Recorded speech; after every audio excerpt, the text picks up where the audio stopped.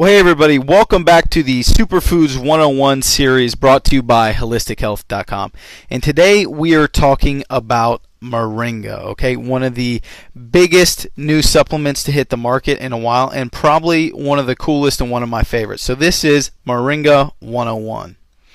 So what is Moringa? Well, in 2008, the National Institute for Health called this the plant of the year. But it's been around a lot longer than that. You see, the World Health Organization has been using Moringa for over 40 years to combat malnutrition, okay? And we're going to show you exactly why it's used to combat malnutrition. So what is it? Well, Moringa, in all actuality, is a tree. It's a very fast-growing leafy green tree producing leaves, pods, and flowers. Okay. Now, there's actually 12 different types of moringa out there, but the one that people refer to most when you hear the word moringa is Moringa oleifera. So, for all intents and purposes, what we're talking about today is Moringa oleifera. Now, there are many uses of this tree, okay? This tree can grow in very sandy and very bad soil, okay? So the tree itself is great because it can grow where a lot of other trees can't. And then over time, as the plant matter around it decomposes, it will actually make the soil around it more fertile. So that's great.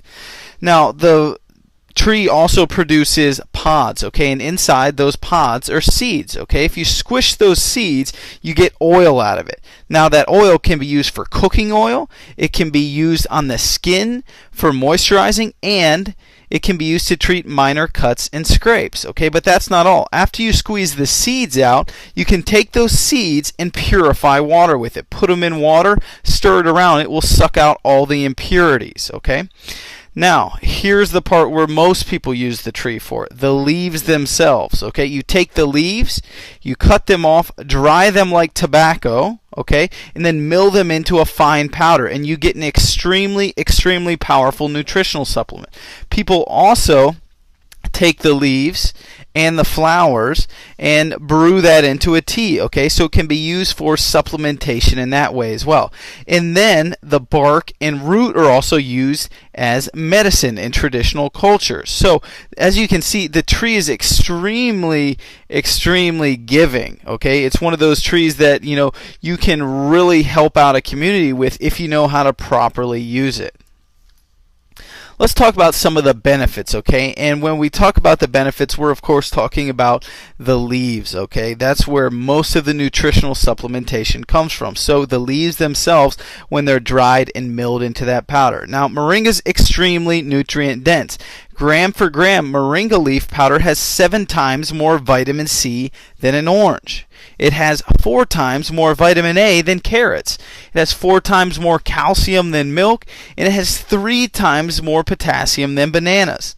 It also has 3 times more iron than spinach and 3 times more vitamin E than almonds. And it also has 2 times the protein of yogurt, which is extremely cool because that's very rare that you find in a leafy green plant. So as you can see, all these things that we've come to know as extremely dense in one vitamin or a mineral, Moringa actually blows them all out of the water, and it's one leaf. So it's very, very cool. Now, the more and more benefits of Moringa are coming up every day, okay? But we do know that it's extremely good for detoxification. Think about how that mashed up seed purifies water. The leaves do the same thing in your body, okay? They purify it of those impurities, okay? So it's extremely detoxifying. The leaves also contain all the essential amino acids, so it's great for building muscle. It's great for your body and very easily digestible.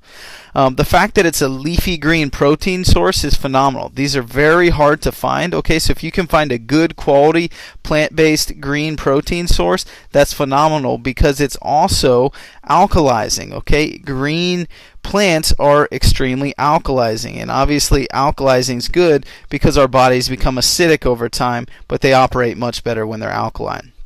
They're also now proving how many antioxidants this plant has, which also makes it great for anti-aging. So as you can see, the leaves in this powder, there's more and more things coming out every day that Moringa supports. So the different forms of moringa available out there, you're going to see a couple different forms. The first form that you're probably going to see is the powder. Okay, this is just your typical moringa leaf powder milled down. You can take this, you can put it into baking, you can put it into smoothies, you can sprinkle it on top of salads and on foods. You can make tea out of it. That's what most people do, is they'll just put this powder in and make a tea out of it. That's one of the best ways that you can actually use it. Capsules should only be 100% moringa leaf powder in a capsule. If there's any other fillers in there, that's not what you want. So make sure you get pure 100% moringa leaf powder capsules.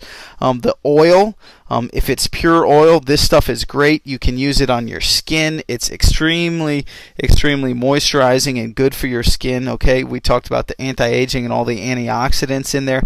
That stuff's great for your skin. And now we're also seeing it used in cosmetics a lot. But before you go out there and you buy something just because it says it contains moringa, look at the other ingredients in there and look at the company itself to see if it's really a good decision. Because just because it contains moringa doesn't necessarily mean that it's going to be good for you or good for the environment in general. So some things to consider here, and these are pretty standard with all the supplements out there. But how is it grown? Okay, is it grown organically? Is it not grown organically? Unfortunately, right now, the vast majority of moringa is grown in India. And it's not to say that there aren't some good farms in India, but statistically and traditionally over time, the products that come out of India, and especially the nutritional products that come out of India, have had a very poor quality control. And it's the same with moringa.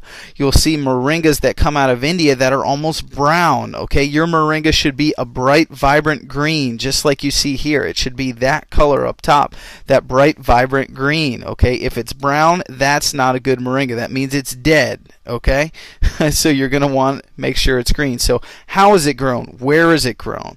How is it processed? If it's processed at high heat, that's not good. Okay, that's a quicker way to process moringa because you can dry it out really quick and then you can mill it and you can be done with it. But traditionally, and the way to get the best moringa you can, is you have to slow dry the moringa leaves in a dark room or in the shade. Why? Because the sunlight will zap the nutrients out of it. So it takes longer, but it's better for you long term. How is it delivered? We're talking about, is it 100% pure powder or are there fillers in it? If it's in a capsule, is it a vegetarian or vegan capsule? Okay, these are all things to think about when you look for an actual supplement or product. Okay, and then finally, the last thing you should consider is cost, because it doesn't matter if you buy a moringa product that's half as cheap if it's a dead product that comes from India, because you're going to get nothing out of it. Spend a little bit extra money, get a quality, organically grown, top quality moringa. Alright guys, hopefully you enjoyed this Superfood 101 series on Moringa oleifera. This was Moringa 101. As always, we encourage you to learn more. For more tips, recipes, and access to the world's best nutritional information and supplements, head on over to holistichealth.com and get healthy. I will see you all in the next segment. Have a great day.